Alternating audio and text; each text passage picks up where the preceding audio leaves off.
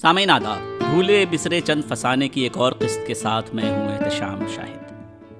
آج کی کہانی کا عنوان ہے ہیرے کی انگوٹھی۔ بچپن میں گھر کے کونے والے کمرے میں بہت سارے سوٹ کیسز اور الماریوں کے بیچ ایک صندوق ہوا کرتا تھا۔ وہاں تک امی کے علاوہ اور کسی کی پہنچ نہ تھی۔ مضبوط لکڑی سے بنے اس صندوق میں بڑا سا تالا لگا رہتا تھا، جس کی چابی امی ازار بند یا کسی موٹے دھاگے سے باندھ کر الماری کے اوپر کے حصے میں چھپا دیتی۔ ہفتے 2 ہفتے بعد جب گھر کے کام سے فرصت ملتی تو امی صندوق کھول کر بیٹھ جاتی۔ صندوق کے اندر لحاف، کمبل اور پرانے سویٹرز کے درمیان ڈھکی ہوئی ایک گٹھری ہوا کرتی تھی۔ یوں سمجھیے کہ ایک تہخانے کے اندر دوسرا تہخانہ تھی یہ گٹھری۔ گٹھری کے اندر چند بیش قیمتی کپڑے ہوتے تھے، کچھ زیورات اور اکثر وہ غیر ملکی تحفے جنہیں ہم صرف باہر کا ہونے کی وجہ سے زیادہ قیمتی سمجھتے تھے۔ یعنی جس چیز کے ضائع ہونے کا خطرہ ہو اسے گٹھری بنا کر صندوق کے اندر رکھ دیا جاتا۔ اس لسٹ میں وہ کھلونے بھی شامل تھے جو میرے لیے لائے گئے تھے یا مجھے تحفے میں دیے گئے تھے۔ مگر چونکہ چیزوں کو توڑنے کا ریکارڈ کافی زبردست تھا، گویا یہ کھلونے نظر سے بوجھل کر دیے جاتے۔ اب مجھے کیا پتا کہ ہر کھلونا بوجھل ہونے کے بعد اسی تہخانے میں پہنچ جاتا ہے۔ مگر ایک بار جب امی معمول کے مطابق صندوق کا معائنہ کر رہی تھیں تو میں نہ جانے کہاں سے آ دھمکا۔ میری نظر ایک بوجھل ہوئے کھلونے پر پڑ گئی۔ عمر کوئی 7-8 برس رہی ہوگی۔ اب مجھے گٹھری کے اندر رکھے غراروں اور سونے کی بالیوں سے کیا واسطہ؟ میں تو ہر بچے کی طرح کھلونا توڑنا اپنا حق سمجھتا تھا، اور میرے گھر والے ہر گھر والوں کی طرح انہیں چھپانا اپنی ذمہ داری سمجھتے۔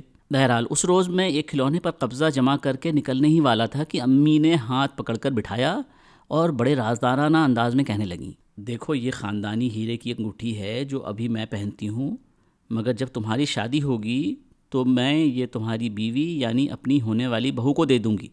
اب یہ بات میری سمجھ میں پتہ نہیں کتنی آئی، مگر سننے میں بڑی بھلی لگی۔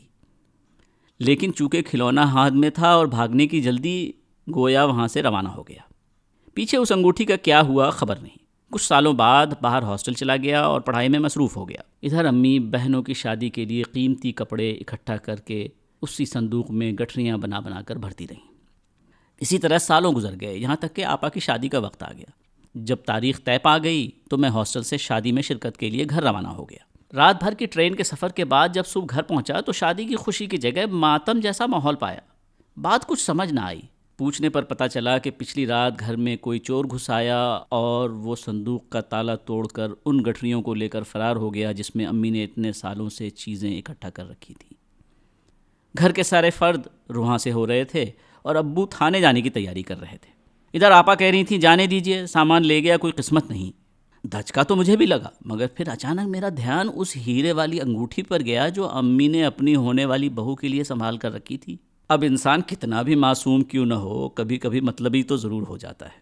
کچھ عجیب سا لگ رہا تھا، مگر میں نے ہمت جٹا کر امی سے سوال پوچھا، امی کیا وہ ہیرے والی انگوٹھی بھی اسی گٹھری میں تھی؟ امی نے جواب دیا، نہیں بیٹا، اللہ کا شکر ہے، چند روز قبل پتہ نہیں کیا جی میں آیا، وہ انگوٹھی نکال کر اپنے پرس میں رکھ لی۔ وہ پرس میرے سرہانے میں تھا اور چور کی اس پر نظر نہ پڑی۔ گویا امی کے ہونے والی بہو کی قسمت اس موقع پر زیادہ تیز نکلی۔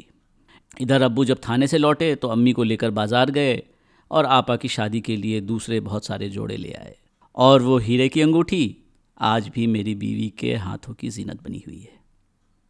مرزا غالب کیا خوب کہتے ہیں، قسمت بری سہی پر طبیعت بری نہیں، ہے شکر کی جگہ کہ شکایت نہیں مجھے۔